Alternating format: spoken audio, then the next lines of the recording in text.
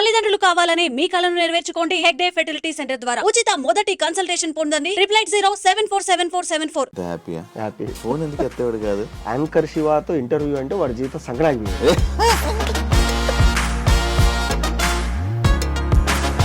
First fun bucket offer అది ఏంటి, మీరే క్రియేట్ చేసుకుందా? ఫస్ట్ అండ్ అయితే మమ్మల్ని పెట్టి మీరే యాక్ట్ చేయండి, డబ్బులు లేవు మనకి, యాక్టర్లు పిలవలేమని. భార్గవ్ ఎలా వచ్చాడు మీ దాంట్లోకి? ఒక ఎపిసోడ్ ఒక 5 నిమిషాలు 10 నిమిషాలు రావాలంటే దాంట్లో ఫిల్అప్ ఉండాలి కదా, అట్లా భార్గవ్ గారు కూడా. అప్పుడు ఏదైతే జరిగిందో దాని తర్వాత Fun Bucket full bad name అయిందండి మొత్తం, మీరు అందరూ మాట్లాడుకున్నారు అంటే. ఎక్కడ చూసినా న్యూస్ ఛానల్ చూస్తే Fun Bucket Bhargav, Fun Bucket boy. కానీ సడన్ గా విట్ట ఎందుకు డౌన్ అవ్వడం రీజన్ ఏంటి? ఇప్పుడు కొందరు ఏమంటారంటే వీడు ఎక్కువ డిమాండ్ చేస్తారు అంటారు. అవును, మార్కెట్కి వెళ్ళి ఒక వస్తువు ఇది. కాదు, ఎవరైనా ఆపుతున్నారు అలాంటివి ఏమైనా ఉంటాయి ఏంటి? రాజకీయాలు ఎట్లుంటాయంటే నీకు ఇక్కడ అవతలోడు తెలివి. ఇప్పుడు ఒక క్యారెక్టర్కి జబర్దస్త్ కానీ, యూట్యూబ్ కానీ, ఇన్స్టా కానీ ఏదో ఒక ప్లాట్ఫామ్లో బాగా సంపాదించేసుకున్నారు. వీళ్ళు ఏం చేస్తారంటే ఇప్పుడు సినిమాల్లోకి వచ్చి పుష్ప కేసు ఎలా పోయింది మరి? వాళ్ళకి కావాల్సింది ఏంటంటే ఎప్పుడు పిలిచినా రావాలి. నాకు ఫస్ట్ ఆయన చెప్పింది 3 సంవత్సరాలు ఏం చేయకూడదు అన్నది.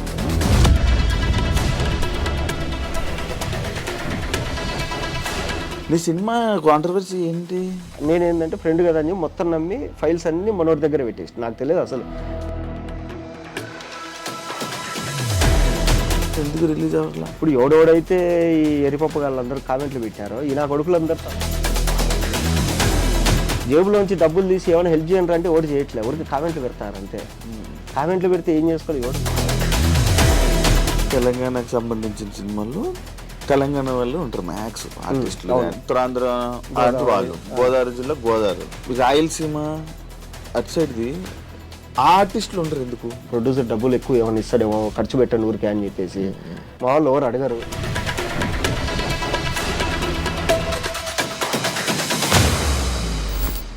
హాయ్ హలో నమస్తే, నేను మీ anchor Shiva. Welcome to iDream media. ఈరోజు మన ముందున్న గెస్ట్ మహేష్ విట్ట.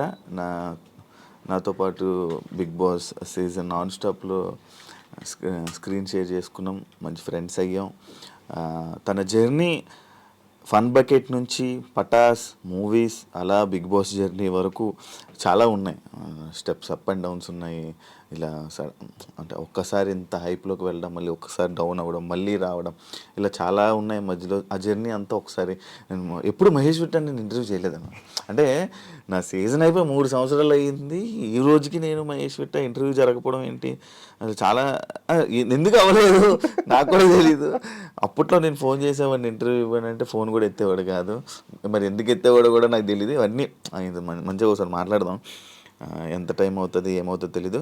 తప్పకుండా అందరూ మొత్తం ఫుల్ ఇంటర్వ్యూ చూసి మహేష్ విట్ట గురించి తెలుసుకొని ఆయన జర్నీ గురించి తెలుసుకుంటారని కోరుకుంటున్నాను. Yeah bro, hi. గాలి పిలుచుకోకుండా అంటే ఇంట్రడక్షన్ అంటే అలాగే నేను బాగున్నాను. కానీ నువ్వు ఇన్ని రోజుల నుంచి యాంకరింగ్ చేస్తావు, నీకెందుకు టీవీలో ఒక ఇది యాంకర్ రవి లాగా, యాంకర్ ప్రదీప్ లాగా ట్రై చేయాలని నీకు ఎందుకు అనిపిలా? చేస్తాం అబ్బా, కాకపోతే ఏంటంటే ఇప్పుడు నా ఇంటర్వ్యూ చేస్తున్నావు నువ్వు అడుగుతావు జనాలు. చాలా ఇచ్చాను నేను ఇంటర్వ్యూ. ఇప్పుడు నేను ఇంటర్వ్యూలు చేసేటప్పుడు నాకు ఇంటర్వ్యూలో అవకాశం ఇవ్వాల, బికాజ్ మన గురించి తెలీదు. అలానే మనకు మేము ట్రై చేసుకోవడం వల్ల ఓకే నేను ఇంటర్వ్యూలు చేస్తానని తెలిసింది. ఇప్పుడు టీవీ షోలను హోస్టింగ్ నేను చేస్తానని తెలీదు, నాకు ఎవరు అవకాశం ఇవ్వాల. ఒక అవకాశం వచ్చిందంటే అది స్టార్ మా వాళ్ళు బజ్ హోస్టింగ్ అది ఒకటి చేశాను అంతే, అది హిట్ అయింది. Okay, satisfaction. బ్రాండ్స్ చదివాను, బ్రాండ్స్ చదివేసాను, అన్నీ అయిపోయింది, అది బాగా చేస్తాను, ఓకే అయిపోయింది. దాని తర్వాత ఇంకా కొన్ని ఛాన్సెస్ వస్తాయనుకున్నాం, వస్తాయన్నారు కానీ రాలేదు. ట్రై చేయాలి.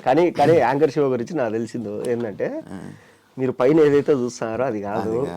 సో వాడి జర్నీ ఎందుకంటే బిగ్ బాస్లో మేము మాట్లాడుకునేటప్పుడు మొత్తం వాడి స్టోరీ అంతా ఇప్పాడు, చిన్నప్పటి నుంచి ఏంటి అది ఇది అని. యాక్చువల్గా జర్నలిజం మీద ఒక సినిమా తీయాలనుకుంటే వీడి క్యారెక్టర్ని హీరో క్యారెక్టర్ కింద పెట్టేయచ్చు. వీడి జనరేషన్ కాదు, వీళ్ళ నాన్న కూడా మీడియాలో పనిచేసేవాడు.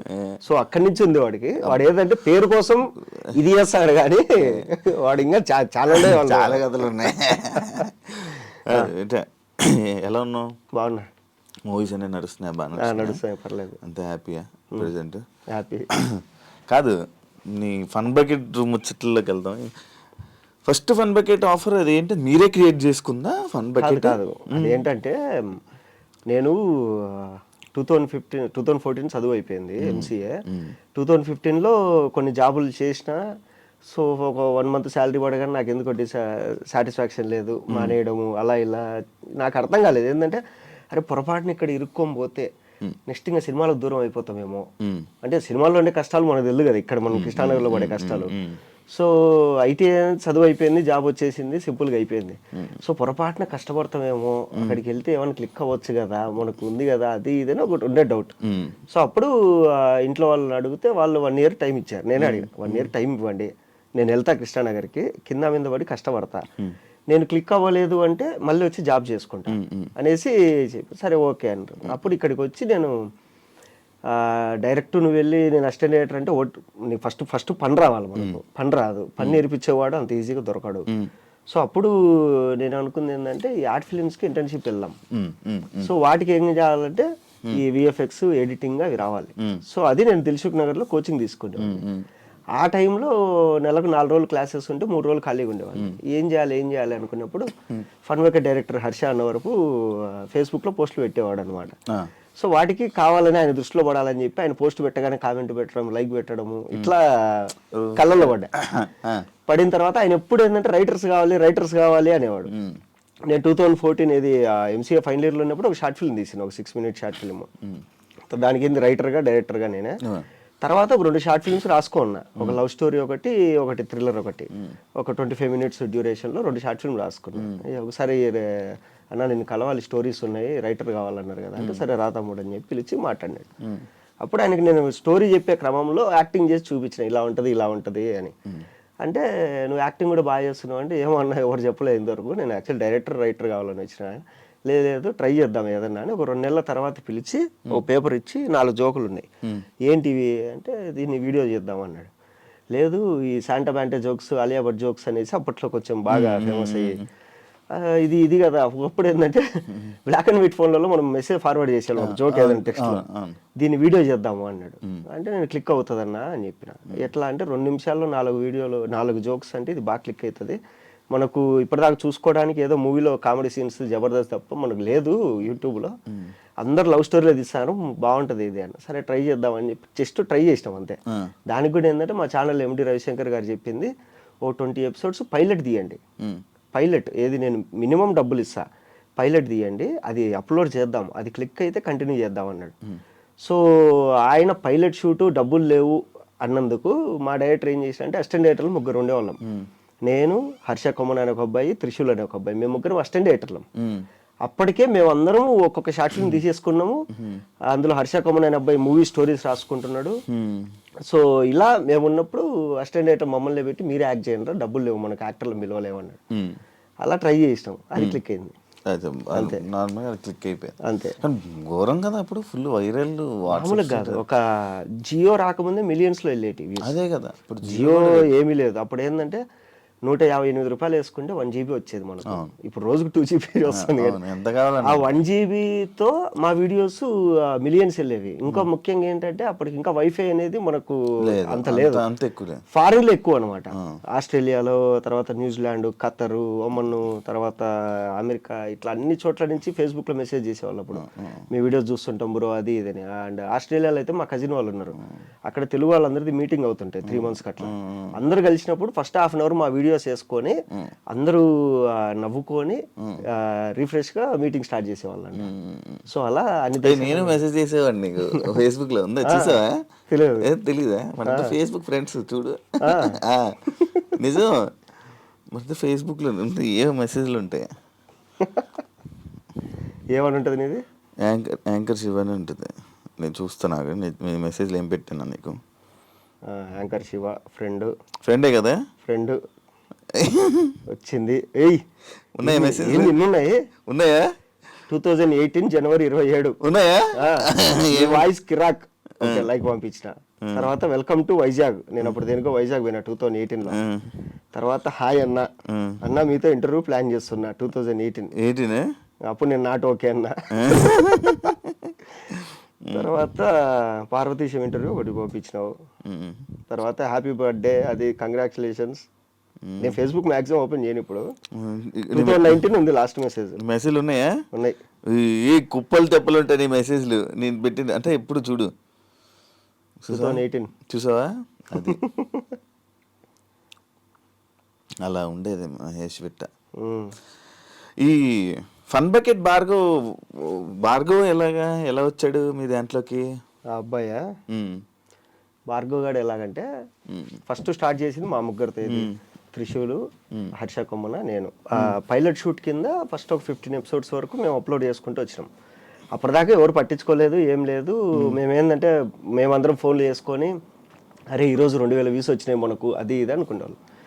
ఒక 15th ఎపిసోడ్ తర్వాత బాగా క్లిక్ అయిపోయింది. బాగా క్లిక్ అయిపోయిన తర్వాత అప్పుడు ఉదయ్ అని చెప్పి ఒక అబ్బాయిని, ఒక ఆవిడ ఇలా ఫన్ బకెట్ అనేది ఒకటి జరుగుతుంది, పలానా చోట ఆఫీస్ ఉంటుంది, మీరు వెళ్ళి డైరెక్టర్ని కలవండి, మీకు ఛాన్స్ ఇస్తాడు అంటే, ఆ అబ్బాయి మధురానగర్లో హాస్టల్లో ఉండేవాడు.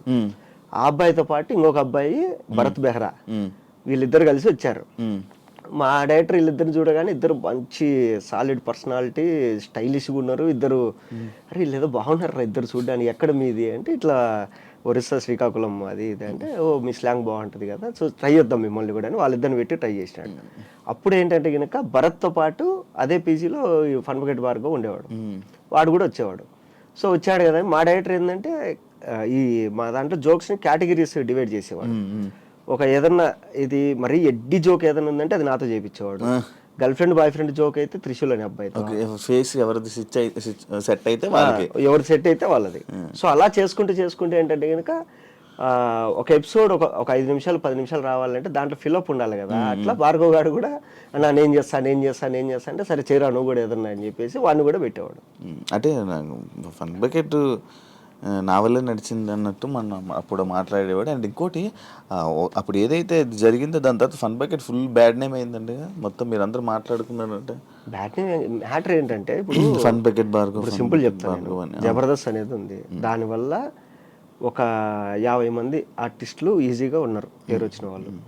తర్వాత బిగ్ బాస్ అనేది ఉంది, బిగ్ బాస్ వల్ల దగ్గర ఇప్పటికి ఇన్ని సీజన్ల వరకు ఒక 90 మందికి పేరు వచ్చింది. 120 మంది. సో అలా మా ఫన్ బకెట్ నుంచి ఒక 15 మంది 20 మంది ఆర్టిస్టులు ఉన్నారు. అందరిలో ఫన్ బకెట్ అనే పేరు దాన్ని సృష్టించిన డైరెక్టర్ పెట్టుకోలేదు.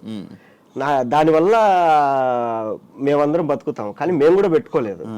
కానీ ఈడు పెట్టుకున్నాడు, ఈడొక్కడు పెట్టుకున్నాడు ఫన్ బకెట్ భార్గవ్ అని పెట్టుకున్నాడు. తర్వాత ఎక్కడ చూసినా న్యూస్ ఛానల్ చూస్తే ఫన్ బకెట్ భార్గవ్ ఈడేదో చేసేది ఏదో పని చేశాడు, మళ్ళీ మన ఫన్ బకెట్ పేరు పెట్టుకున్నాడు. చూసిన వాళ్ళందరూ మనల్ని అడుగుతారు ఏంది మీ వాడు ఇది మీ వాడు అది ఇది అని చెప్పి అనుకున్నాం అంతే.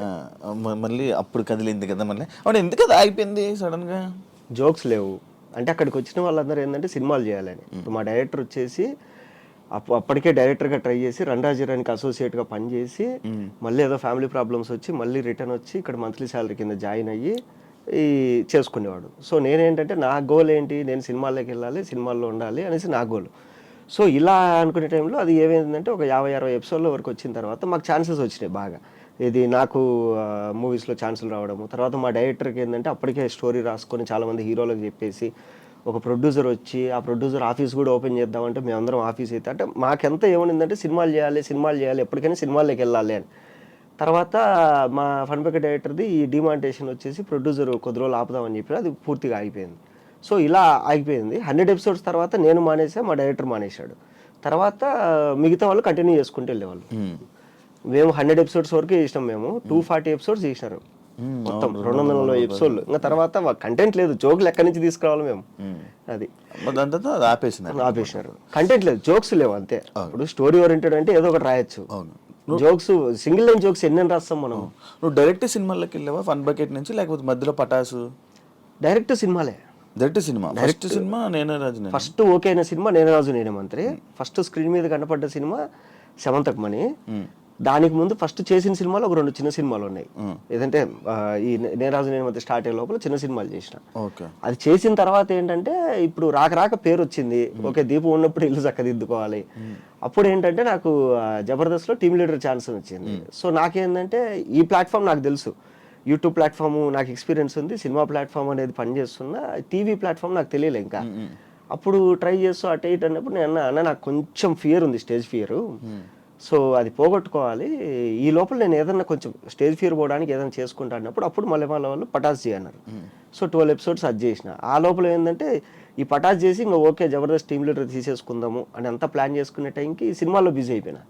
అప్పుడు డైరెక్టర్ తేజ గారు వచ్చేసి అరే నీకు ఎప్పుడు ఫోన్ చేసినా కానీ నీ డేట్స్ వల్ల ఇబ్బంది పడకూడదు అటు సైడ్ ప్రొడక్షన్ వాళ్ళు. సో నువ్వు మ్యాక్సిమం లాక్ అయిపోతే ఏదో ప్లాట్ఫామ్ ఫిక్స్ అయిపో. అప్పుడు నేను ఇంకా యూట్యూబ్ టీవీ 2 మానేసి ఓన్లీ సినిమాల మీద కూర్చున్నా. అట్లా చాలా అలా షిఫ్ట్ అయింది. అందుకు పటాస్ అన్ని ఎపిసోడ్స్ చేసావా? 12 ఎపిసోడ్స్ చేసేసి ఆపేసిన. అది ఒక ఎక్స్పీరియన్స్ వచ్చింది. తర్వాత టీమ్ లీడర్కి వెళ్ళిపోదాం. స్టేజ్ ఫియర్ ఉందా? స్టేజ్ ఫియర్ ఉంది. అంటే స్టేజ్ ఫియర్ అంటే ఇది టీవీది. ఓకే, టీవీ స్టేజ్ ఫియర్ ఉంది. ఉందా? ఇక్కడ ఏంటంటే అన్ని సింగిల్ టేక్ లో చెప్పాలి. పటాస్ చేసేటప్పుడు కూడా నేను చేతి మీద రాసుకునేవాడిని. చేతి మీద గన్ పాయింట్స్ రాసుకొని పటాస్ చేస్తూ చేస్తూ మధ్యలో అనుకుని చూసుకునేవాడిని. అవునా? ఓకే. అలా ఎన్ని సినిమాలు చేసి ఉంటాం మొత్తం దాదాపుగా? దగ్గర గుర్తులేదు కానీ ఒక 40 పైన చేసింట. 40. దాంట్లో చెప్పుకోదగ్గ పెద్ద సినిమాలు ఒక 10 ఉన్నాయి. నేనే రాజు నేనే మంత్రి, నేనే రాజు నేనే మంత్రి, దాని తర్వాత సమంతకమణి, తర్వాత కృష్ణార్జున యుద్ధం, నువ్వు తోపురా, పేపర్ బాయి, తర్వాత A1 ఎక్స్ప్రెస్, కొండపొలం, జాంబీరెడ్డి, ఇంకా ఉన్నాయి చాలా ఉన్నాయి, గుర్తురావట్లే. మహేష్ విట్ట అని పెట్టగానే నువ్వు చేయలేని సినిమాల పేర్లు వస్తున్నాయి ఏంటి? నాకు అర్థం కాదు. మన మహేష్ ఆచంట ఉన్నాడు కదా. అంటే కొన్ని సినిమాలకి ఏమైందంటే విట్ట మహేష్ విట్ట, కొన్ని సినిమాలకి ఏంటంటే నేను ఆ సినిమాలో ఉండను కానీ ఎండ్ క్రెడిట్స్ లో నా పేర్లు వచ్చింటాయి. బింబిసారా వాటిల్లో ఎందుకు అంటే తెలియదు. ఇప్పుడు డైరెక్టర్లు ఏంటంటే మహేష్ ని పిలవండి అని చెప్పేసి మొత్తం లిస్ట్ ఇచ్చేస్తారు. ఆర్టిస్టులు ఇది కావాలని వీళ్ళు ఫస్ట్ నుంచి నాతో మాట్లాడతారు. రీసెంట్ డాకు మహారాజ్ కూడా అందులో నన్ను పిలిచారు. ఓకే ఇట్లా 25 days క్యారెక్టర్ అమ్మ, 15 days షెడ్యూల్ అన్నారు. ఓకే అనుకున్నా, మొత్తం అంతా మాట్లాడేసిన. రేపు మధ్యాహ్నం బయలుదేరాలి. ఈరోజు మధ్యాహ్నం ఫోన్ చేసి లేదండి ఆ క్యారెక్టర్స్ అయితే వేస్తున్నాడు అని చెప్పి ఇట్లా ఏంటంటే చాలా సినిమాల్లో నా పేరు అనుకొని లాస్ట్లో నన్ను పిలవకుండా వేరే వాళ్ళని పిలవడము. వీళ్ళు ఇంకేంటంటే లాస్ట్లో ఇండికేటర్స్లో పేర్లు వేస్తారు, దాంట్లో లేచి పడేసి ఉంటారు. అది అట్లా. కార్డు ఉందా నీకు? కార్డు లేదు. ఎందుకు అప్లై చేయలేదా? కార్డు తీసుకోలే ఇంకా. అంటే ఫస్ట్లో తీసుకుందాం అనుకున్నా. ఫస్ట్లో తీసుకుందాం అని పోతే వాళ్ళు ఎన్ని సినిమాలు చేసినావు అమ్మా అన్నారు. ఒక సినిమా చేసినా సార్ అని. ఓ 4 చేసుకొని రా అమ్మ మంచి సినిమాలు అన్నారు. సరే ఓకే అనుకున్నా. తర్వాత సినిమాలు చేసుకుందాం అనుకున్నా. అట్లా ఇట్లా అయిపోయింది. ఇంకా తర్వాత కొంచెం డల్ అయిపోవడము. ఈ ఫైనాన్స్ ఇప్పుడు కష్టాల్లో ఉండడంలో మళ్ళీ ₹1,00,000 పెట్టి కార్డు ఎందుకు తీసుకోవాలనుకోవడం. ఇప్పుడు మా అసోసియేషన్లో కార్డు కావాలంటే ₹1,00,000 మినిమం. ₹1,00,000 ఎంత ఉంది కట్టాలి. నువ్వు కట్టాలి. లక్షలు అంటుంటారు, తెలియదు ఎంత ఉందో అది. అంటే అదే దాని గురించి ఇంకా పూర్తిగా తెలియదు నాకు. తీసుకోవాలి ఖచ్చితంగా తీసుకోవాలి. అంటే ఏంటి తేడా దానికి దీనికి? తేడా ఏముండదు. కార్డుకి నువ్వు ఇప్పుడు నా దగ్గర కార్డు ఉందంటే నాకు పలానా సినిమాలో డబ్బులు రాలేదంటే నేను వెళ్ళి ఛాంబర్లో కేసు పెట్టచ్చు. తర్వాత ఏంటంటే ఈ మా ఎలక్షన్ జరిగినప్పుడు ఓటింగ్ ఉంది కదా, దానిది వస్తుంది. ఇంకొకటి ఏంటంటే మాలో కార్డు రావాలంటే నువ్వు డబ్బులు కట్టాలి, నువ్వు చేసిన సినిమా రెఫరెన్స్లు పెట్టాలి. ఈ అబ్బాయి నిజంగానే పలానా సినిమాలో వేసాడని ఒక ఆల్రెడీ కార్డు ఉన్న 2-3 నీకు సైన్ పెట్టాలి. అంత ప్రాసెస్ ఉంది అట్లా. ఓకే. మినిమం ఎన్ని సినిమాలు అవి థియేటర్లో రిలీజ్ అవ్వాలి. నువ్వు మినిమం ఇన్ని మినిట్స్ స్క్రీన్ మీద కనపడి ఉండాలి. ఓకే.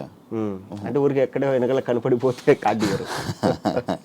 అట్లా. మరి అప్లై చేస్తావా? అప్లై చేయాలి ఖచ్చితంగా. కానీ సడన్ గా విట్ట ఎందుకు డౌన్ అవ్వడానికి రీజన్ ఏంటి? అది తెలియదు. డౌన్ అవ్వడానికి ఏంటంటే చెప్తా సింపుల్గా ఏంటంటే ఇప్పుడు నేను ఎందుకు ఖాళీగా ఉన్నా అనేది నాకు తెలిసిందంటే దాన్ని రెక్టిఫై చేసి ఓవర్కమ్ అవుతాం కదా. అది తెలియదు కదా మనకు. ఎందుకు అది ఏమవుతుంది? అది ఏమైతే తెలియదు. ఇప్పుడు అంతెందుకు రేపటి నుంచి ఒక 1 week షూటింగ్ అన్నారు. ఓకే అంతా మాట్లాడేసిన డేట్లు పంపించాను. నేను డేట్లు లాక్ చేసుకొని పెట్టుకున్నా. ఈ రోజు వరకు నాకు అడ్వాన్స్ పడలేదు. తర్వాత ఇది వాళ్ళు ఫోన్లు ఎత్తట్లా అసలు కన్ఫామా కాదా ఏంటి అని. ఇప్పుడు రీజన్ తెలియదు నాకు అక్కడ ఏమైంది రీజను అని. ఇప్పుడు కొందరు ఏమంటారంటే వీడు ఎక్కువ డిమాండ్ చేస్తారు అంటారు. అవును, ఎక్కువ డిమాండ్ చేస్తారు అంటే ఎక్కువ డిమాండ్ ఎప్పుడు చేస్తాం? మన చేతిలో 30 భయంకరంగా సినిమాలు అంటే డిమాండ్ చేస్తాం. ఇప్పుడు ఇదొకటి ఉంది, ఇది ఎక్కువ తీసుకుంటాడంట అని చెప్పేసి ఒక పుకారుతో ఫోన్ చేయడం. అసలు ఎక్కువ తీసుకోవడం ఏంది? ఇప్పుడు నాకు ఎంత ఇవ్వాలో నీకు తెలుసు, అంతే ఇస్తావు. ఇప్పుడు నువ్వు మార్కెట్కి వెళ్ళి ఒక వస్తువు ఇదో ఇది కావాలి నాకు ఎంత అంటే నీకు ఐడియా ఉంటుంది కదా మినిమం దీనికి ఎంత పెట్టచ్చు అని. ఇప్పుడు నేను రోజుకు 2 లక్షలు అడిగితే ఇస్తారా? ఇయ్యరు కదా. వాళ్ళు ఏమి ఇవ్వాలి దమ్మ మా బడ్జెట్ ఇంత అని చెప్తారు కదా. సో వాళ్ళు ఎంత ఇవ్వాలో అంతే ఇస్తారు కానీ అది ఎందుకో తెలియదు. ఇంకొకటి నేను అబ్జర్వ్ చేసింది ఏంటంటే మనము ఎప్పుడైతే మనకు ఏది యూట్యూబ్ కానీ ఇన్స్టా కానీ ఏదో ఒక రకంగా మనం పేరు తెచ్చుకుంటామో, పేరు తెచ్చుకున్న కొత్తలో మనం ఏమనుకుంటాం, అరే డిమాండ్ చేయొద్దు, రాక అవకాశం వచ్చింది, ఎంతో కొంత చేసేద్దాం. సరే ఎంతో కొంత నువ్వు చేసుకుంటూ వెళ్ళిపోతావు. ఒక 2-3 ఏళ్ళు నువ్వు ఫుల్ నాన్ స్టాప్ సినిమాలు చేసేస్తావు, అయిపోయింది. తర్వాత ఏంటంటే సినిమా వల్ల నీకు అమౌంట్ పెంచుకుంటూ పోతారు. ఇప్పుడు నాకు హైయెస్ట్ రెమ్యునరేషన్ అంటే 50,000 ఇప్పుడు దాకా ఇచ్చింది. అది నేను అడగలేదు, వాళ్ళే ఏమా ఎంత తీసుకుంటామని, ఆ సినిమాకి ఇంత తీసుకున్నా సార్ కనుక్కోండి ఒకసారి, మీరు కొంచెం పెంచి ఇవ్వండి. సరే ఓకే, దానికి ఇంత తీసుకున్నాం అంటే కదా, సరే మనం 50,000 ఇస్తాం, ఓకే సార్ అని చెప్పేసి మనమే చెప్తాం. రేపు మనకు డిమాండ్ తగ్గినప్పుడు ఇదే సినిమా వాళ్ళు తగ్గిస్తారు. 50,000 అంటే లేదమ్మా అంత లేదు బడ్జెట్, నువ్వు ఓకే అంటే చెయ్యి. సరే ఓకే సార్, మీ బడ్జెట్ ఎంత ఉంది, ఒక 20,000 ఉంది సార్, ఓకే పర్లేదు చేసేస్తాను సార్, ఓకే నీకు ఓకే అయితే వచ్చేసేయి, అట్లుంటది. సో అట్లా ఏంటంటే నువ్వు బాగా అబ్జర్వ్ చేయి, ఎవరికైనా కానీ వచ్చిన స్టార్టింగ్ లో బాగా సినిమాలు ఉంటాయి, అవును, తర్వాత కొంచెం డౌన్ అవుతారు, మళ్ళీ కొద్ది రోజుల తర్వాత మళ్ళీ స్టార్ట్ అవుతాయి. ఇప్పుడు సత్య గాని, అవును, సుదర్శన్ అన్న గాని, తర్వాత బ్రహ్మానందం గారు కానీ, బ్రహ్మానందం గారు ఒకప్పుడు ఇరగదీసేవాళ్ళు, తర్వాత మధ్యలో కొంచెం కనుకోలేదు, తర్వాత డి రెడీ, అవును, అవన్నీ మళ్ళీ ఎప్పుడైతే వచ్చినాయో దాని తర్వాత మళ్ళీ వెళ్ళుకున్నాడు, మళ్ళీ ఇప్పుడు చూస్తే మళ్ళీ తక్కువ కనపడతారు. అది అది మనకు తెలియదు. కాదు, ఎవరైనా ఆపుతున్నారు అలాంటివి ఏమైనా ఉంటాయి ఏంటి? అట్లేం ఆపరు, రాజకీయాలు ఎట్లుంటాయంటే నీకు ఇక్కడ రాజకీయాలని కాదు కానీ అవతలోడు తెలివి. ఇప్పుడు ఒక క్యారెక్టర్కి ఇప్పుడు రైటర్లు, డైరెక్షన్ డిపార్ట్మెంట్, డైరెక్టర్ అందరు కూర్చొని క్యారెక్టర్ ఫైనలైజ్ చేస్తారు. ఓకే ఈ క్యారెక్టర్కి ఎవరు, రైటర్ ఏమంటాడంటే నేను రాసుకునేటప్పుడు పలానా వాడిని ఊహించుకున్నా, వాడైతే బాగుండు అని రైటర్ చెప్తాడు. అసోసియేట్ డైరెక్టర్లు వీళ్ళు ఏంటంటే కనుక, సార్ పలానా ఆర్టిస్ట్ అయితే టైమింగ్ ఉంటుంది, మనకు కోఆపరేట్ చేస్తాడు, పలానా ఆర్టిస్ట్ అయితే బాగుంటుంది. కొందరు ఏమంటారు డైరెక్షన్ డిపార్ట్మెంట్లో, సార్ వీడు కొత్త ఇప్పుడు వస్తాడు సార్, ఈయన పెట్టుకుంటే కొంచెం ట్రెండింగ్ ఉంటుంది. ఇలా క్యారెక్టర్ ఫైనలైజేషన్ అనేది ఉంటుంది, క్యారెక్టర్ ఫైనలైజేషన్ అని ఉంటుంది. సో ఇప్పుడు దీనికి మహేష్ విట్ట బాగుంటాడని అందరూ ఫిక్స్ అయ్యి మహేష్ విట్ట అని పిలుస్తారు. వచ్చిన తర్వాత ఏమ్మా ఎంత తీసుకుంటాం, సేమ్ సార్ నేను ఇంత తీసుకుంటాను సార్, మన బడ్జెట్ ఎంత, మన బడ్జెట్ ఇంత ఉంది, ఓకే సార్ పర్లేదు నేను చేస్తా అని నేను చెప్తా. ఇప్పుడు నాకేంటంటే నేను అయిపోయింది, నేను ఒప్పేసుకున్నా, అంతా అయిపోయింది. ఇప్పుడు అదే ఆఫీస్కి కొంతమంది క్యారెక్టర్ల కోసం వెళ్తారు కదా, ఈ బ్యాచ్ ఒకటి తయారైంది, ఈఎంఐ బ్యాచ్. ఏంటంటే ఇప్పుడు నాకు ఏ ఈఎంఐలు లేవు, నా కారు ఓను, తర్వాత నా ఇల్లు ఓను, అన్నీ నా డబ్బులతోనే ఉన్నాయి నా దగ్గర. ఈఎంఐ బ్యాచ్ ఏంటంటే వీళ్ళు వచ్చిన స్టార్టింగ్లో బాగా సంపాదించేసుకొని ఒక 30 లక్షలు సంపాదించేసి ఒక 20 లక్షలు డౌన్ పేమెంట్ కట్టి ఈఎంఐలో ఇల్లు తీసుకుంటారు, ఒక 5 లక్షలు డౌన్ పేమెంట్ కట్టి కారు ఈఎంఐలో తీసుకుంటారు. ఇప్పుడు వీడికి నెల అయ్యేసరికి 1-1.5 వీడికి కావాలి ఈఎంఐలకి ఖర్చులకి. వీళ్ళు ఏం చేస్తారంటే ఇలా ఏదైతే మూవీస్ రెడీగా ఉంటాయో స్టార్ట్ అవుతుంటాయో ఆఫీసులకు వెళ్ళిపోయి కాళ్ళ మీద పడిపోయి, సార్ ఎంతో కొంత ఇవ్వండి సార్, ఎంతో కొంత ఇవ్వండి సార్. నాకు కొంతమంది ఫోన్ చేసి చెప్పారు, మహేష్ ఈ క్యారెక్టర్కి నువ్వైతే 5 లక్షలు మనం బడ్జెట్ అనుకున్నది, అది కూడా మాకు ఓకే, బట్ వీడొచ్చి కాళ్ళ మీద పడిపోతారా, ₹1,00,000 ఇవ్వండి చాలంటారా, నువ్వేం అనుకోకురా పాపము, వాడికి ఏదో ఈఎంఐలు కష్టాలు ఉన్నాయంట. సరే ఓకే సార్ ఇచ్చేయండి. ఇలా కొన్ని పోతాయి. ఇంకా కొందరు ఉంటారు, వాళ్ళు ఏంటంటే ఇప్పుడు జబర్దస్త్ కానీ యూట్యూబ్ కానీ ఇన్స్టా కానీ ఏదో ఒక ప్లాట్ఫామ్లో బాగా సంపాదించేసుకున్నారు. వీళ్ళు ఏం చేస్తారంటే ఇప్పుడు సినిమాల్లోకి వచ్చి, సార్ ₹1 డబ్బులు వద్దు నాకు ఫ్లైట్ టికెట్లు వేయండి, నా స్టాఫ్ డబ్బులు వేయండి, నేను వచ్చేస్తా. ఇలా ఒక 2 సంవత్సరాలలో ఒక మినిమం ఒక 5 నుంచి 8 పెద్ద సినిమాల్లో కనపడతారు. కనపడిన తర్వాత మార్కెట్ ఓపెన్ అవుతుంది ఇండస్ట్రీలో, ఇప్పుడు డబ్బులు డిమాండ్ చేస్తారు. అది కూడా ఉంది. కొంతమంది ఆర్టిస్టులు ఉన్నారు ఫ్రీగా చేసేస్తారు. పుష్ప కేసు ఎలా పోయింది మరి? పుష్ప కేసు నేను ఒక్కనే కాదు, ఫస్ట్ నన్ను పిలిచారు, ఇది క్యారెక్టర్ అన్నారు. నాకు పుష్ప క్యారెక్టర్ కన్నా కేశవ క్యారెక్టర్ చాలా ఇంపార్టెంట్ రా, అందరు నీ పేరే చెప్తారు. అప్పటి వరకు ఆయనకు తెలియదు, ఆయన యూట్యూబ్ చూడలేదు నాది. సో అందరు నీ పేరే, సేమ్ నేను చెప్పా డైరెక్షన్ డిపార్ట్మెంట్ రైటర్లు అందరు కూర్చొని డిస్కస్ చేస్తారు అని, అందరు నీ పేరే చెప్తారు, ఇట్లా నీ సినిమాలు నేను ఒక 2 చూస్తాను నేను అంటే, ఓకే సార్ అది ఇదన్నా అయిపోయింది. తర్వాత నా తర్వాత సుహాస్ని అబ్బాయిని చాలా మందిని అనుకున్నారు, బట్ వాళ్ళకి కావాల్సింది ఏంటంటే ఎప్పుడు పిలిచినా రావాలి. నాకు ఫస్ట్ ఆయన చెప్పింది 3 సంవత్సరాలు ఏం చేయకూడదు అన్నాడు. ఓకే సార్, నాకు ఇష్టమైన డైరెక్టర్లో మీరు ఒకరు, సో అందులో అల్లు అర్జున్ అన్న ఫ్యాన్ నేను, సో నేను 3 సంవత్సరాలు ఏం ఒప్పుకోకుండా చేస్తా అన్న. బట్ వీళ్ళకి ఏంటంటే ఎందుకు ఇన్ని ఇబ్బంది పెట్టడం, ఇప్పుడే బిగ్ బాస్ నుంచి వచ్చాడు, కొంచెం రెమ్యునరేషన్ పెంచుకుంటాడు. నాకేంటంటే బిగ్ బాస్ నుంచి రాగానే ఒక 6 సినిమాలు రెడీగా ఉన్నాయి. 6 సినిమాలు అంటే ఆయన కనుక్కున్నాడు బయట ఏంది దీని పరిస్థితి అంటే, సార్ ఇప్పుడే బిగ్ బాస్ నుంచి వచ్చాడు, ఇన్నేళ్ళు కష్టపడ్డాడు, మంచి పేరు వచ్చింది, వాడికి బయట ఫుల్ డిమాండ్ ఉంది సినిమాలలో అంటే, ఈయన ఎందుకు 3 ఏళ్ళు లాక్ చేసుకోవడము, పర్లేదు అని చెప్పేసి పంపించేసినాడు. సుహాస్ని కూడా అదే, సో సుహాస్ కూడా చేయాల్సింది. సో హీరోగా ట్రై చేస్తున్నాడు, కలర్ ఫోటో అది ఇది. సరే ఎందుకు వాడిని 3 ఏళ్ళు మనం లాక్ చేసి ఇబ్బంది పెట్టడం అని అది చెప్పేసి తప్పు అయింది కదా అది. తప్పే అయింది. అంటే చెప్పలేం, ఇప్పుడు ఆ సినిమా క్లిక్ అయింది కాబట్టి మనం మాట్లాడుకుంటాము. ఒకవేళ అదే కనుక ఏదైనా అయింది అనుకో, అరే అనవసరంగా 5 ఏళ్ళు పోయింది కదా నా లైఫ్లో అనుకుంటారు కదా అట్లా. బట్ ఏంటంటే బయట తెలియక నేను ఎందుకు వదులుకున్నా, సుకుమార్ గారు పిలిచి క్యారెక్టర్ రా అంటే నేను మూసుకొని చేయకుండా నేను ఎందుకు వదులుకుంటా. సో ఆయనే ఆలోచించి మనకు సరే ఫ్రీగా ఉన్న వాళ్ళు ఎవరు ఉన్నారంటే జగదీష్ కనపడినాడు. జగదీష్ ఏంటమ్మా అంటే లేదు సార్ సినిమాలు ఇప్పుడిప్పుడే ట్రై చేస్తున్నా అది ఇది, సరే ఓకే వచ్చేసి అని చెప్పేసి ఆ అబ్బాయిని పెట్టేసుకున్నాడు. అది మంచి పడింది. చూసుకున్నావా సినిమా? బాగుంది. నేను పుష్ప 2 షూటింగ్ చేసుకుని వాళ్ళు వైజాగ్ నుంచి వస్తుంటే నేను ఏదో పని మీద వైజాగ్లో పోతుంటే సేమ్ ఫ్లైట్లో ఈయన ఉన్నాడు సుకుమార్ గారు ఉంటే, గుర్తుపడతారు లేదో ఒక్కసారి కదా కలిసింది అన్నది. ఆయన చూసి మహేష్ ఎలా ఉండవు అన్నాడు. సార్ బాగున్నా సార్, ఏంటి సార్ అంటే షెడ్యూల్ ఒకటి కంప్లీట్ అయింది వైజాగ్లో, పోతున్నాం హైదరాబాద్కి. అప్పుడు వేరే ఆయన కనపడి ఆయన ముందరే నన్ను అన్నాడు, ఏంటన్నా నువ్వు చేయొచ్చు కదా కేశవ క్యారెక్టర్ అంటే. సార్ సాగు దొబ్బుతాడు సార్, ఇంకా మీరు చెప్పండి సార్ రీజన్ అంటే. ఆయన అన్నాడు లేదురా నువ్వు అప్పుడప్పుడే కొంచెం సంపాదించుకుంటావు, ఎందుకు నిన్ను లాక్ చేయడం అనవసరంగా అని చెప్పేసి చేయలేదు అని. అప్పుడు నీకు రీజన్ తెలియదు? అప్పుడు తెలిసింది నాకు, అప్పుడు దాకా నాకు తెలియదు రీజన్ ఏంటని. అది ఎందుకు వెళ్ళావు బిగ్ బాస్ కి? నార్మల్గా ఏం చెప్పారు? బిగ్ బాస్ సీజన్ 2 అప్పుడు సీజన్ 2కి నాని అన్న వాని పిలవండి బాగుంటుంది అన్నారు. అయితే వీళ్ళు నానిగారు మిమ్మల్ని మీరు ఉంటే బాగుంటుంది అంటున్నారండి, మీరు రండి ఒకసారి అంటారు. నేను వెళ్తే ఇది అంటే 4 సినిమాలు జరుగుతున్నాయండి బయట, నేను ఇప్పుడు సడన్గా లోపలికి వెళ్ళిపోతే నాకు ఇబ్బంది అని దిల్రాజు గారి ప్రొడక్షన్, వారాహి ప్రొడక్షన్ వీటిల్లో ఉన్నా. అయ్యో ఇబ్బంది అండి, తేజ గారు చెప్పింది గుర్తొచ్చింది, ఎప్పుడు లాక్ అయిపోద్ది ఎక్కడే కానీ, ఇలా అండి అంటే నెక్స్ట్ సీజన్ చూసుకుందాంలేండి అని చెప్పిన ఊరిక. సరే ఓకే అన్నారు. సీజన్ 2 అయిపోయిన తర్వాత నాకు భయం ఎత్తుకుంది, ఇది బిగ్ బాస్ అంటే ఇలా ఉంటుంది అని. అప్పుడు సీజన్ 2 తర్వాత వీళ్ళు సీజన్ 3కి ముందు నుంచే ఫోన్ చేస్తారు నాకు. ఏది ఆగస్టులోనో జూలైలోనో స్టార్ట్ అయితే నాకు మార్చ్ ఏప్రిల్ నుంచే ఫోన్లు చేస్తారు. నేను ఏదో ఒకటి చెప్పి తప్పించుకుంటున్నా. అప్పటికి రొమాంటిక్ మూవీ షూట్లో ఈడున్నాం, గోవాలో ఉన్నాం. నా పక్కన అలీగారి తమ్ముడు కయ్యమని ఉన్నాడు. ఎవర్రా ఫోన్ చేసిన ప్రతిసారి ఏదో ఒకటి చెప్తున్నావు ఏంట్రా అన్నాడు.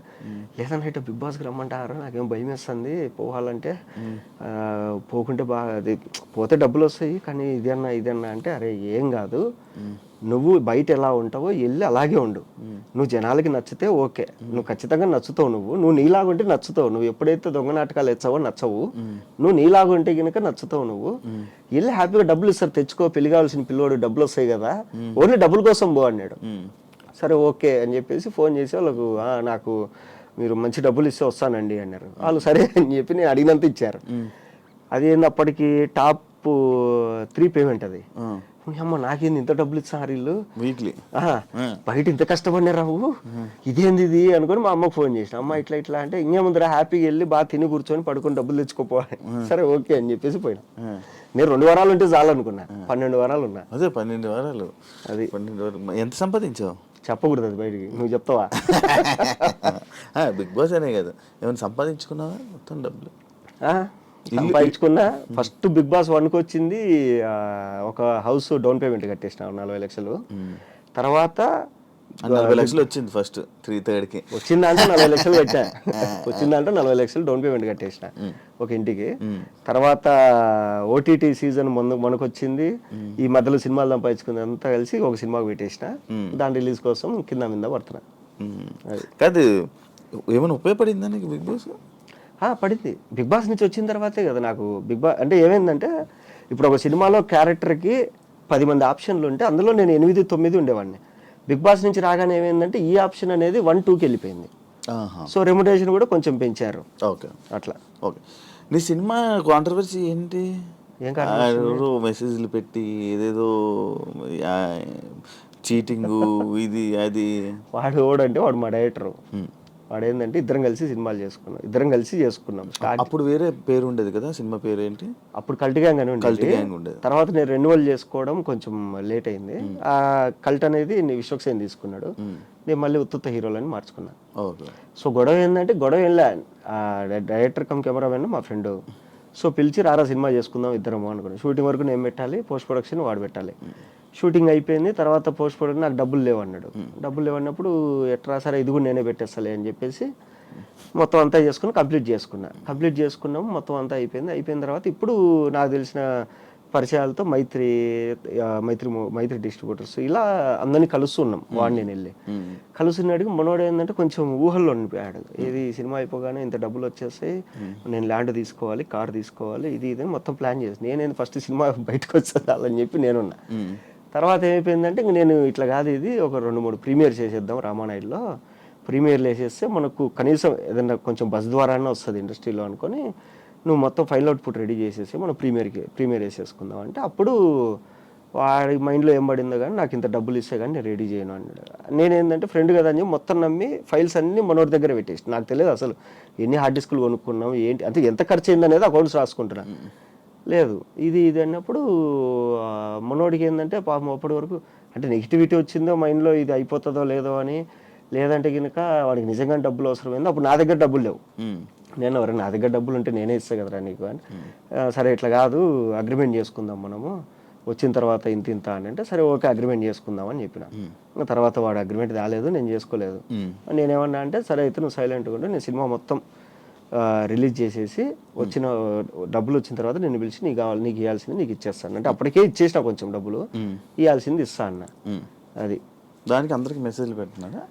దానికి ఏంటంటే వాడు మెసేజ్లు పెట్టేది ఏంద్రా అంటే వాడి ఫ్రెండ్స్ ఉన్నారు కొంతమంది ఇండస్ట్రీలో, వాళ్ళకి ఇదంతా తెలియదు. ఇప్పుడు నాకు ఇంకొకటి గొడవ అయింది, నేను వచ్చి నా వర్షన్ నీకు చెప్పిన, అవతల మూడో పర్సన్ నీకు తెలియదు, నువ్వేం చేస్తావు నేను చెప్పి నమ్ముతావు కదా. సో అట్లా ఏంటంటే మనోడు చెప్పిందంతా వాళ్ళు నమ్మారు. నమ్మేసి వాళ్ళు ఏదేదో సరే ఓకే పోనీలే మనం ఏమైంది, అది ఎందుకు రిలీజ్ అవ్వట్లా? ఉన్న డబ్బులంతా దానికే పెట్టేసిన.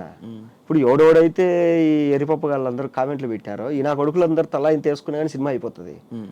జేబులోంచి డబ్బులు తీసి ఏమైనా హెల్ప్ చేయండి అంటే ఓడి చేయట్లేదు, ఎవరికి కామెంట్లు పెడతారు అంతే. కామెంట్లు పెడితే ఏం చేసుకోవాలి, ఏడు ముడ్లు పెట్టుకోవాలి ఎన్ని కామెంట్లు. నేను చెప్పినా క్లియర్గా, అరే మీరు ఇంత బాధపడతారు కదా మీ వాడికి పేరు రాలేదని, మీరే తలా ఇంత వేసుకొని సినిమా కొనండి, మీరే రిలీజ్ చేయండి, లేదా మీరే తలా ఇంత వేసుకొని సినిమా రిలీజ్కి హెల్ప్ చేయండి రా అంటే ఎవరు చేయడంట, జేబులోంచి ₹1 తీయరంట, ఊరికి ఇన్స్టాగ్రామ్ తీసి కామెంట్లు పెడతారంట. అది ఇప్పుడు రిలీజ్ అవుతుందా? రిలీజ్కి ఒక 30 లక్షలు కావాలి. సో ఆ డబ్బుల కోసం నేను అంటే ఇప్పుడు పెళ్ళి అయిపోయిన తర్వాత ఏంటంటే ఎంత లేదన్నా నెల అయ్యేసరికి ఒక 70,000 ఖర్చులు వస్తున్నాయి. ఏది హైదరాబాద్లో రెంటు, ఊర్లో రెంటు, ఇక్కడ ఖర్చులు, అక్కడ ఖర్చులు, అవి. ఓన్ హౌస్ అన్నా? ఓన్ హౌస్ అంటే అదే ఆ 40 లక్షలు కట్టా కదా, వాడు కడతాడు ఇంకా అండర్ కన్స్ట్రక్షన్ లో ఉంది అది. సో ఇది ఓకే. పెళ్ళి లవ్ మ్యారేజే? Love marriage. ఎన్ని ఇయర్స్ లవ్? 8 years. ఎలా పరిచయం? బెంగళూరులో మా చెల్లి వాళ్ళ ఫ్రెండ్ ద్వారా. సో పరిచయం అయిన తర్వాత ఓకే అనుకున్నా. బిగ్ బాస్ నుంచి రాగానే ఇంట్లో వాళ్ళు పెళ్లి సంబంధాలు వస్తున్నాయి, పెళ్లి చేసేసుకున్నారు. సరే మీరేం చూడొద్దు నేనే చూసుకున్నా ఒక అమ్మాయిని అని చెప్పి చూపించిన. సరే ఓకే వాళ్ళు తెలుసా అంటే లేదు అని చెప్పేసి వాళ్ళ ఇంట్లో చెప్పినాం. సరే వాళ్ళు ఓకే అన్నారు, మా వాళ్ళు ఓకే అన్నారు. ఓకే అయిన తర్వాత ఇద్దరు మాట్లాడుకొని పెళ్లి చేసేసినారు అంతే. పెద్ద రచ్చలు గిచ్చలు ఏం లేవు. కాదు లవ్ స్టోరీ ఇప్పుడు ఫన్ బకెట్ టైంలోనా? ఫన్ బకెట్ కాదు, 2017లో ఫస్ట్ అమ్మాయిని చూసాను నేను. ఎక్కడ? బెంగళూరు ఎందుకు వెళ్ళావు అసలు? మా చెల్లెలు అక్కడ జాబ్ చేసేది. నువ్వెందుకు వెళ్ళు? మా ఫ్రెండ్స్ అంతా అక్కడే కదా ఉండేది. బెంగళూరు నాతో పాటు చదువుకున్న వాళ్ళందరూ బెంగళూరులోనే సెటిల్ అయింది. సెటిల్ అయింది అక్కడ. పార్టీల కోసం వెళ్ళేవాడివి అంతే. ఇక్కడ తిరిగేవాడిని కాదు, బెంగళూరులోని బ్రివరీలు పబ్బులు అని తిరిగేవాడిని బాగా. హైదరాబాద్ లో ఏం తెలియదు? హైదరాబాద్ ఏంది అడ్రస్లు కూడా తెలుసు నాకు. హైదరాబాద్ లో ఏ ఒక్కడ ఉంటాయి పబ్బులు ఇప్పటికి కొన్ని తెలుసు. ఏది మనం పార్టీలకు ఎప్పుడైనా కలుస్తాం కదా, ఓకే పలానా పప్పు అంటే ఓకే. బర్త్డే పార్టీలకు వెళ్తున్నప్పుడు అంతే, పార్టీలు రోజు పార్టీలకు వెళ్తాం, బర్త్డేలకు వెళ్తున్నప్పుడు మనం. సో అట్లా పరిచయం అంతే. అచ్చా. ఇంట్లో వాళ్ళు ఎప్పుడైతే పెళ్ళి అన్నారో సరే మీరు చూడొద్దు నేనే చూసుకున్నా అని చెప్పిన. ఆ అమ్మాయి కూడా వాళ్ళ ఇంట్లో చెప్పింది. నువ్వు ప్రపోజ్ చేసావా ప్రపోజ్ చేసింది? నేనే చేసిన. నువ్వే చేసావా? ఓకే. మనం ప్రపోజ్ చేసేంత ముఖం ఏమంది, సెలబ్రిటీ కదా, ఏముంది సెలబ్రిటీ అయితే. నేను అడగడమే డైరెక్ట్ పెళ్ళి అన్నా. అప్పటికి ఆ అమ్మాయి చదువుకునేది. ఇట్లా నువ్వంటే ఇష్టము, సో మైండ్లో ఒకటి పెట్టుకొని నేనైతే మాట్లాడలేను, పెళ్లి చేసుకోవాలని మా ఇంట్లో నన్ను ఎప్పుడైతే పెళ్లి చేసుకుంటారో అప్పుడు నీ ముఖం చూపిస్తే నువ్వు ఓకే అంటే ఓకే. ఆ అమ్మాయి మీ గురించి తెలియదు కదండి అని. సరే ఓకే మామూలుగానే ఉందాము అనింది. సరే ఓకే మామూలుగానే ఉందాం, మీకు నచ్చినప్పుడు చెప్పండి అన్న. నేను చెప్పిన ఒక 2 ఏళ్ల తర్వాత చెప్పింది నాకు. 2 సంవత్సరాల 2 సంవత్సరాల తర్వాత చెప్పింది నాకు కూడా ఓకే అని. లవ్వానికి మనం వెనకలబడి ఏంది, వెనకలబడి అంటే వాడు ఎన్ని ఏం మామూలుగానే ఉన్నా. డైరెక్ట్ ఏదైనా మాట్లాడేస్తావు కదా, దానివల్ల ఏం నీకు ఇబ్బంది రాలేదా ఇప్పుడు ఇండస్ట్రీలో? వచ్చింది చాలాసార్లు. కొన్ని సినిమాలు ఒప్పుకుంటాం, కథ చెప్తారు, సూపర్ ఉంటుంది కథ, ఎలా ఉంది ప్రొడ్యూసర్ పిలిచి అడుగుతాడు, ఎలా చెప్పారు డైరెక్టర్ కథ, చాలా బాగా చెప్పారు సార్, ఆయన చెప్పినట్లు తీస్తే బాగా వస్తుంది అవుట్పుట్ అని చెప్తా. సరే ఓకే షూటింగ్కి వెళ్తాం. ఇది చిన్న డైరెక్టర్లు కాదు, పెద్ద డైరెక్టర్లతో కూడా ఇది నాకు. షూటింగ్కి వెళ్ళిన ఒక వారం రోజుల తర్వాత నేను ఎందుకో కొంచెం డల్లుగా ఉంటా. ఎందుకు డల్లుగా ఉన్నావు అంటారు. అనగానే ఎందుకో అన్నా నాకు తేడా కొడుతుంది, ఇది ఇన్ని రోజుల నుంచి షూటింగ్ చేయి ఏ సీన్ కూడా నాకు ఇంట్రెస్ట్ అనిపించట్లేదు. ఇది నేను షూటింగ్కి వెళ్ళగానే ఏం చేస్తా అంటే వెళ్ళగానే అసిస్టెంట్ డైరెక్టర్ దగ్గర ఈరోజు ఏమేమి సీన్లు, నేను లేని సీన్లు కూడా ఇప్పించుకొని చదువుతా. ఈవినింగ్ 4-5 అయ్యేసరికి ఆన్లైన్ ఎడిటర్ దగ్గర కూర్చొని మొత్తం చూస్తా, ఏం రాసినారు వీళ్ళు, ఏం వచ్చింది అవుట్పుట్ అనేసి. నాకు అక్కడ ఏదో తేడా కొట్టిందంటే చెప్పేస్తా, ఏదో తేడా కొడుతుంది నాకు ఈ సినిమా అంటే, ఏం మాట్లాడతావు నువ్వు, అందరు బాగుందంటారు నువ్వు బాగాలేదంట, ఏమో నాకు అనిపించింది. ఇలా హట్ అయ్యి కొంతమంది డైరెక్టర్లు నాతో రెండోసారి ఫోన్ చేయరు నాకు. ఆ సినిమాలు అటర్ ఫ్లాప్ కూడా అయినాయి. నేను చెప్పిన ప్రతి సినిమా అటర్ ఫ్లాప్ అయింది. నేను ఇంకోటి ఏదంటే సింపుల్, ఇదేది భాగ్యనగరంలో గమ్మత్తు, ఆ మూవీ ఫోన్ చేశారు ఇట్లా చిత్రం సీన్ అన్న, అరే మొత్తం అందరు కమెడియన్లు కలిసి చేస్తున్నారా, నువ్వు కూడా ఉంటే బాగుంటుంది అంటే, అన్న హ్యాపీ అన్న, మీ అందరితో కలిపి నేను ఒక వారం రోజులు షూటింగ్లో ఉన్నా అంటే హ్యాపీ కదా అని చెప్పి ఒప్పుకున్నా. పోయినా చెప్పారు ఇట్లా, ఇది డబ్బులు ఏమి ఇవ్వరా, అయిపోయినాకే ఇస్తాం అందరూ. సరే ఓకే అన్న. వెళ్తే మొత్తం ఇండస్ట్రీలో ఉండే కమెడియన్లు అందరూ ఉన్నారు మ్యాక్సిమం. అందరితో కూర్చొని మధ్యాహ్నం అందరం పెద్ద టేబుల్ వేసుకొని తినేవాళ్ళం, అంతా బాగుండింది. అంతా అయిపోయింది. రామానాయుడులో ప్రీమియర్ వేసారు. ప్రీమియర్ వేసిన తర్వాత చూసినా ఓకే సినిమా అయిపోయింది. నేను పక్కన నిలబడుకున్నా. శ్రీనివాస్ రెడ్డి అని వచ్చాడు, ఎరా ఎలా ఉంది అని అందరిని అడుగుతాడు ఒక్కొక్కడిని. అన్న అదిరిపోయిందన్న, అసలు ఎవడు గోల వాడితే తర్వాత మంది అన్న అదే అన్న ఇదన్నా అందరి నా దగ్గరికి వచ్చాడు, ఎలా ఉందిరా అని. ఏమన్నా కమెడీలు అందరూ ఉన్నారు, కామెడీ సీన్లు ఉన్నాయి కానీ నాకు నవ్వు రాలేదు ఆడే కానీ, ఒక 2 సీన్లు తప్ప. ఏమో నా సెన్స్ ఆఫ్ హ్యూమర్ దొబ్బిందేమో తెలియదు నాకు కూడా. మేబీ అంటే నాకు నచ్చని సినిమాలు కూడా జనాలకు చాలా మంది హిట్ అయినాయి. ఇప్పుడు గీతా గోవిందంలో థియేటర్లో కూర్చుంటే అందరు నవ్వుతారు, నాకు నవ్వు రాలే. తర్వాత ఇదేది జాతిరత్నాలు కూడా థియేటర్ అంతా ఎగిరెగిరి నవ్వుతుంది, నాకు నేను ఏంది అందరు నవ్వుతాను, నాకు నవ్వు రావట్లే, నాకు సెన్స్ ఆఫ్ హ్యూమర్ దొబ్బింది, చిప్పు దొబ్బింది రాలే అనేసి ఒక 2 సార్లు నవ్వు వచ్చింది సినిమా మొత్తంలో అని చెప్పి. ఇట్లన్నా ఏమో నా జడ్జిమెంట్ తప్పైండొచ్చు, నా ఒపీనియన్ ఇది అన్న. సరే ఓకే. ఆయన వెళ్ళగానే వీళ్ళందరూ బుద్ధి ఉందిలా నీకు, ఆయన అంత కష్టపడి సినిమా తీసి నువ్వు అట్లా అంటావా అన్న. నా ఒపీనియన్ అడిగాడు, ఒపీనియన్ చెప్పిన, తప్పేముంది. కొద్ది రోజుల తర్వాత వేరే షూట్లో ఆయన కలిసి నువ్వు చెప్పింది జరిగిందిరా, ఏదో మిస్ అయింది సినిమాలో, సరే ఈసారి ఏదైనా స్క్రిప్ట్ అనుకున్నప్పుడు నేను పిలుస్తాలే అంటే. నేను చెప్పింది పాజిటివ్గా తీసుకునే వాళ్ళు ఉన్నారు, నెగిటివ్గా తీసుకునే వాళ్ళు ఉన్నారు. ఇప్పుడు కొన్ని చిన్న సినిమాలు జరుగుతాయి, జరిగిన తర్వాత ఇప్పుడు నాలో ఇన్బిల్ట్గా డైరెక్టర్ రైటర్ ఉన్నాడు కాబట్టి ప్రొడ్యూసర్లు ఏం చేస్తారంటే ఒక వారం రోజుల తర్వాత షెడ్యూల్ అయిపోగానే నన్ను పిలిచి, ఏం మహేష్ ఏంది చెప్పు ఏంటి అంటే, నేను లేదండి సెట్లో కొన్ని మార్పులు చేయాలి, ఈ డిపార్ట్మెంట్ బాగాలేదు, ఇది బాగాలేదు, ఇది కొంచెం ఇలా చేయాలని చెప్తా. ఇది డైరెక్టర్లు హట్ అయిపోయి వాడికి ఏం పని ఇవన్నీ చెప్పడానికి అది ఇది అని చెప్పేసి పిలవడం మానేస్తారు. అవి కూడా జరిగినాయి కొన్ని. అట్లా నాకేంటంటే నా కళ్ళ ముందర ఒకటి ఉన్న సంక్రాంతి పోతా అంటే, అరే ఇప్పుడు అయిపోయిన తర్వాత మనం మాట్లాడే బదులు ఏదో జరిగేటప్పుడే చెప్తే కరెక్షన్ చేసుకుంటారు కదా అని మనం అనుకుంటాం. అట్లా ఇప్పుడు అంతేందుకు బిగ్ బాస్ ఓటీటీ కూడా మనం మాట్లాడుకున్నాం లోపల కూర్చొని, ఏంది ఇది ఏదో ఒక్క స్పాన్సర్ కూడా రాలేదు, మనిద్దరం మాట్లాడేది మనిద్దరమే, స్పాన్సర్ రాలేదు, ఒక ప్రమోషన్ రాలేదు, ఏంటిది మనం అనుకున్నాం. మినిమం అనిపిస్తుంది కదా, అరే మనం ఇంత కష్టపడి చేస్తున్నాం కానీ ఏదో తేడా కొడుతుంది లోపల మాట్లాడుకుంటాను. అందుకు నేర్చుకోవాలి, ఏది ఏ చెత్త ప్రోడక్ట్ అయినా కానీ సూపర్ అని చెప్పేది నేర్చుకోవాలి కొంచెం. కొన్నిసార్లు అబద్ధం చెప్పడం వల్ల మనం ఎదుగుతామంటే నేర్చుకోవాలి మెల్లమెల్లగా. కాదు, ఇండస్ట్రీలో మనకు మనం చూపించుకోవాలి, అవును, అదొకటి ఇంపార్టెంట్ అంటారు. అవును, నువ్వు చాలా ఫ్రీగా మామూలుగా ఎలా ఉంటావు, దానివల్ల ఏమైనా ఇబ్బంది ఉందా? ఏం లేదు దానివల్ల ఏం లేదు. నీకు ఎందుకు చూపించుకోవాలనుకుంటారు? మామూలుగా మర్యాద కోసం అంతే. ఇప్పుడు ఏంటంటే ఇప్పుడు సింపుల్గా చెప్పాలంటే నీకు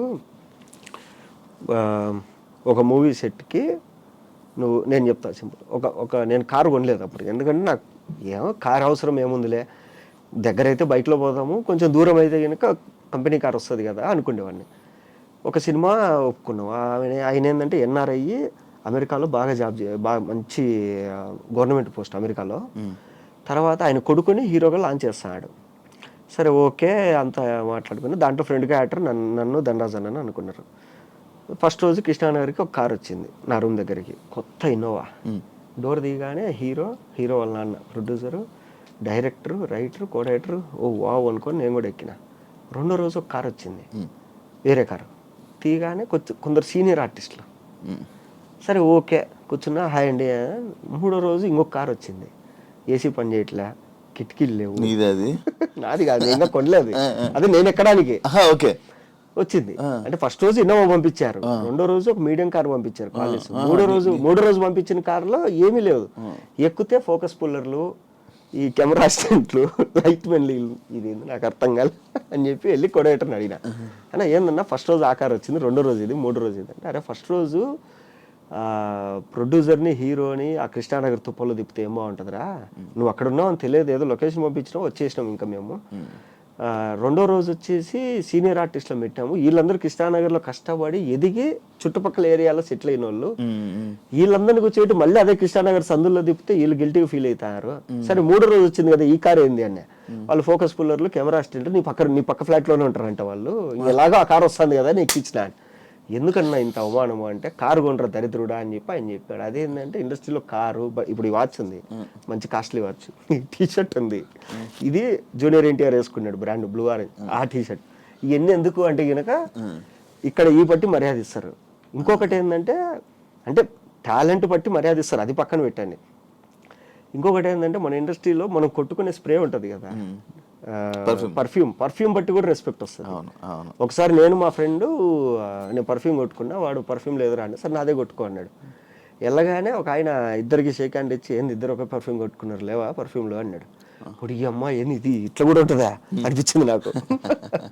సో అట్లా ఇండస్ట్రీలో అంతే. తర్వాత నేను ఏ రోజైతే కారు కొన్నానో, కారు కొన్నప్పుడు నాకు మార్నింగ్ 5:30కి ఫోన్ చేసి మేనేజరు 7:30కి ఫోన్ చేస్తాడు, సార్ వచ్చారా అని.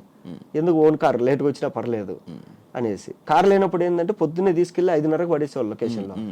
ఆడ కుర్చీలు ఉండవు, ఎవరు వచ్చిండ్రు, ప్రొడక్షన్ వచ్చిండ్రు, ఆకలి అవుతుంటే కాఫీ తాగుదామంటే ఆ సెట్లో ఏముండదు, అటు ఇటు తిరిగి ఏదో మూలం చూసుకొని కూర్చుంటాను.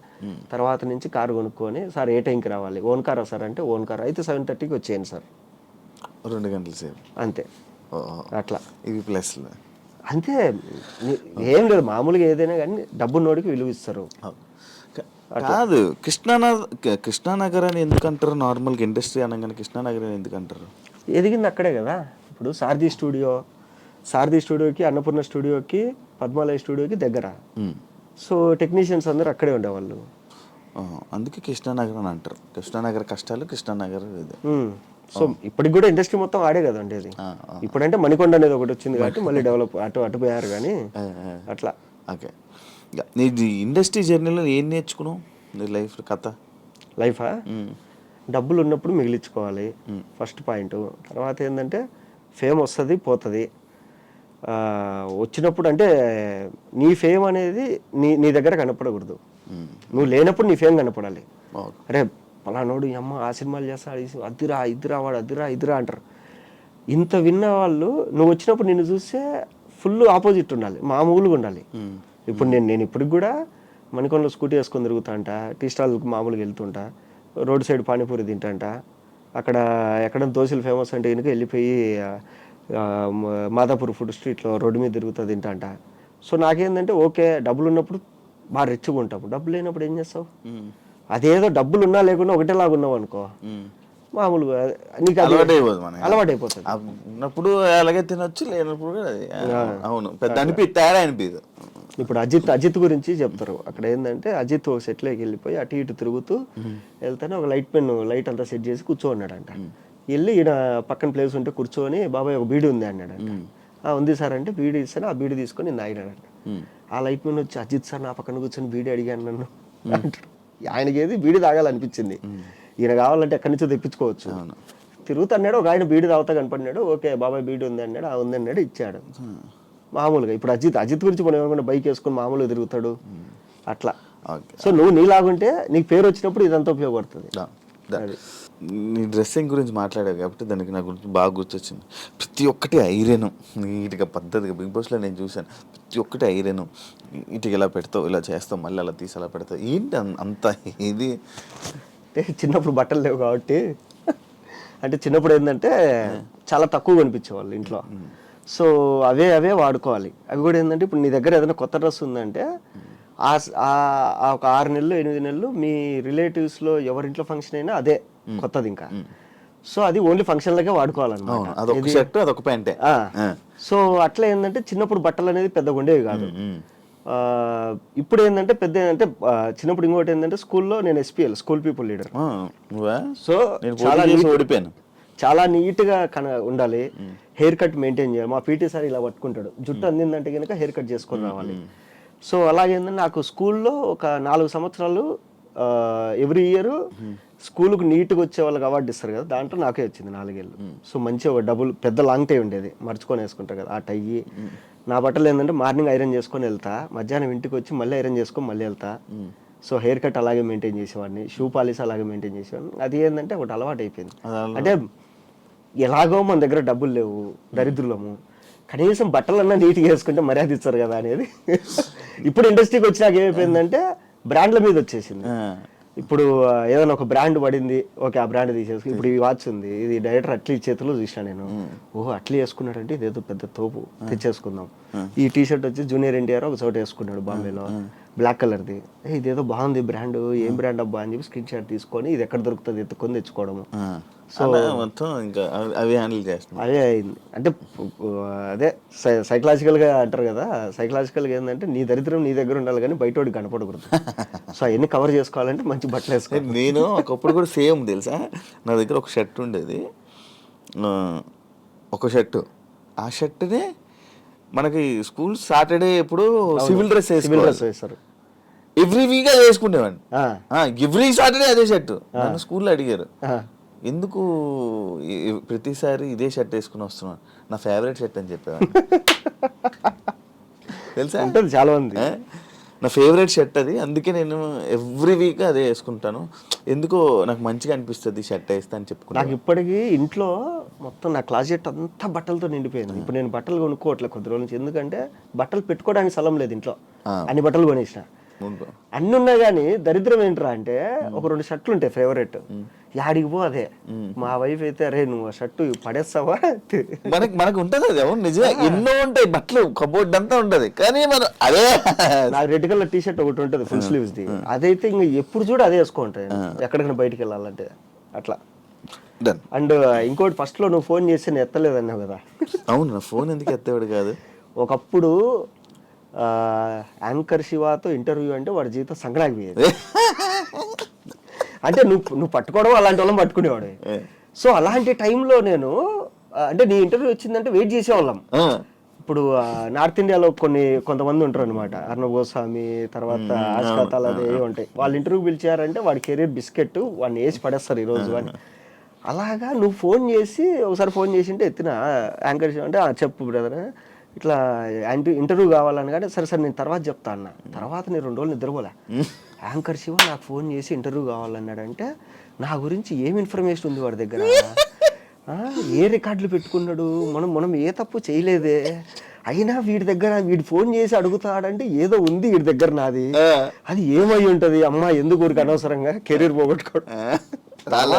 తర్వాత బిగ్ బాస్ లో మీరు కలిసిన తర్వాత ఓకే, తర్వాత మనం చేద్దాం అనుకుంటే కూడా చాలా రోజులు అయింది, సంవత్సరం దాటిపోయింది.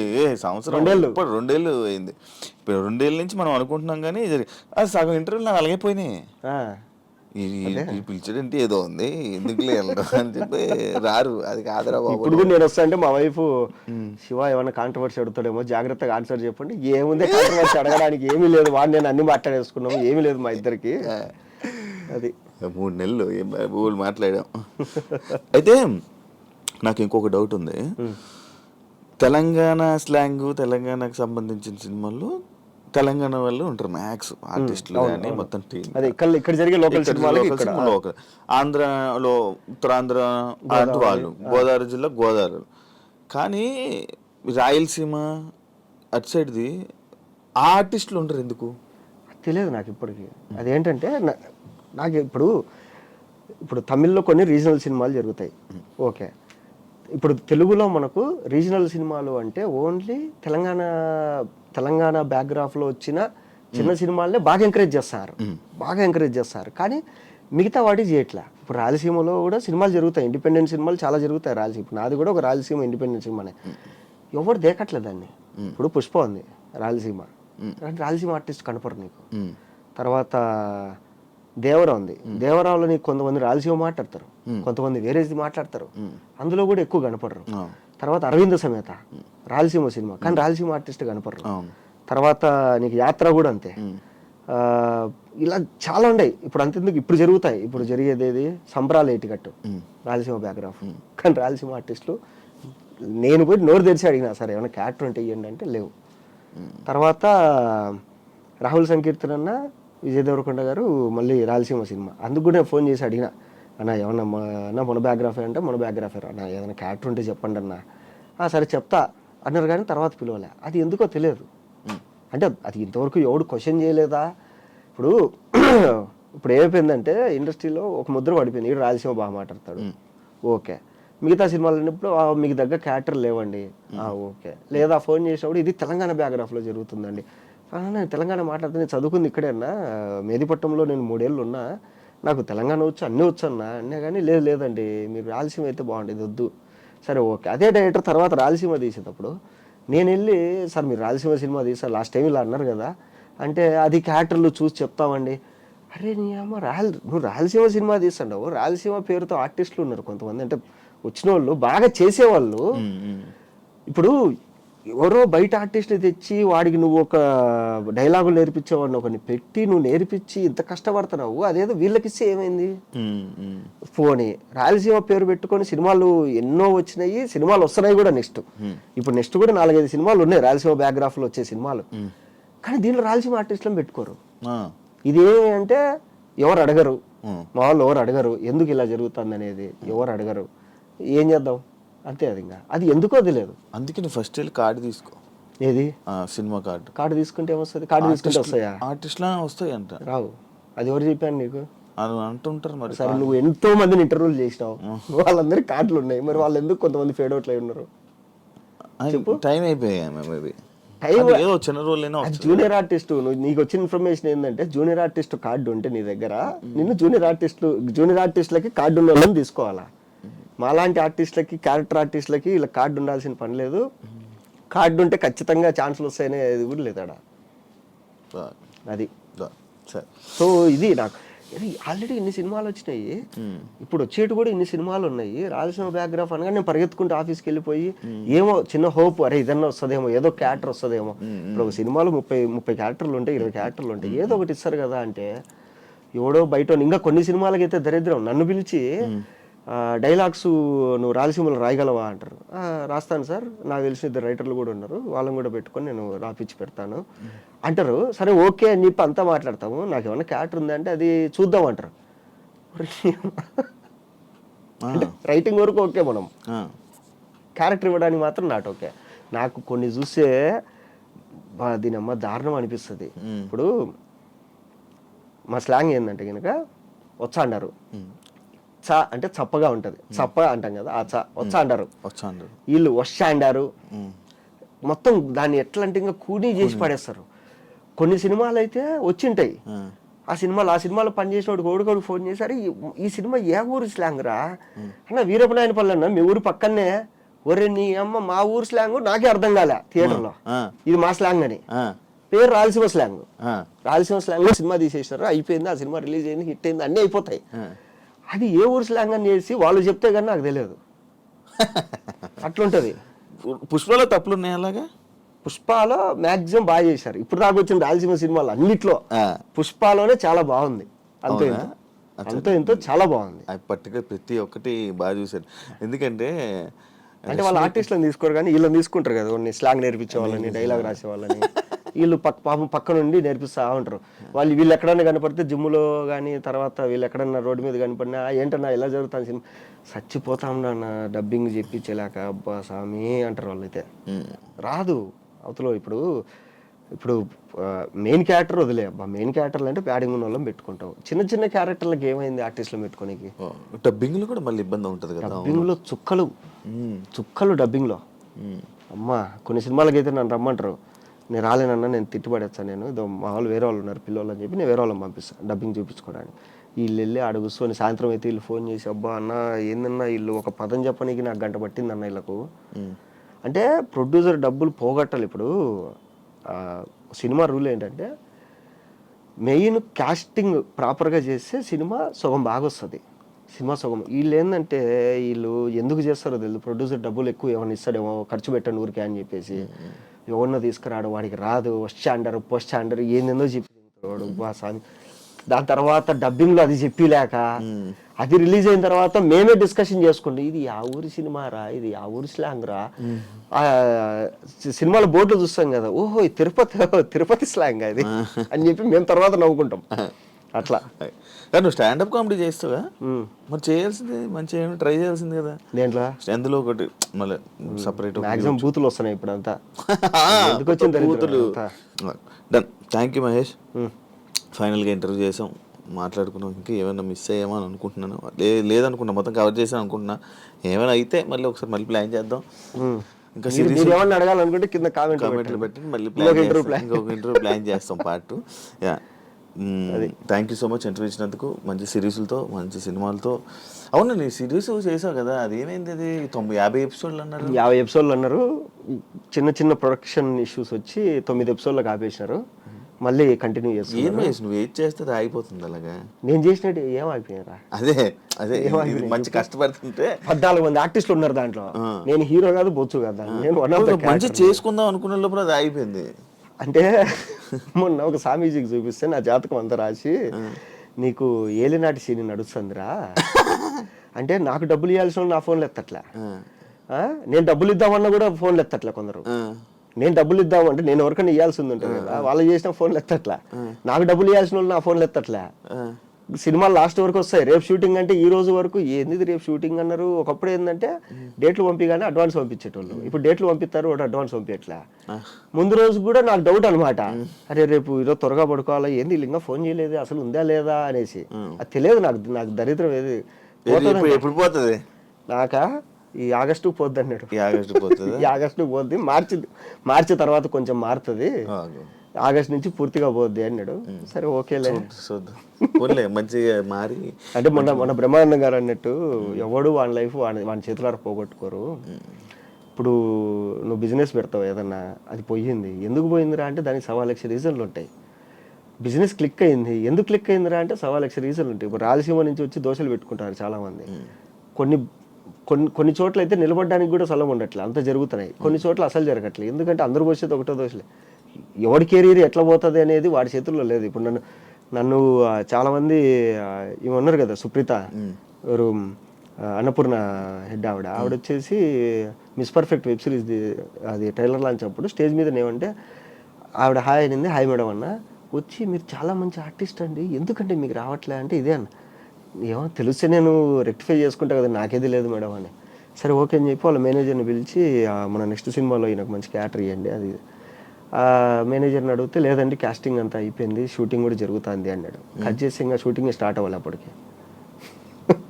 అంటే ఓన్లీ పైన మాట్లాడాలి, లేకపోతే మధ్యలో ఈవిడ ఇద్దామనే ఉంది, ఆవిడ కింద వాళ్ళు. ఇప్పుడు మనమే ఆవిడకి ఏం కంప్లైంట్ ఇవ్వాలి, మేడం మీరు చెప్పారు కానీ ఆయన పిలవట్లేదు, అట్లా చెప్పలేము అంతే.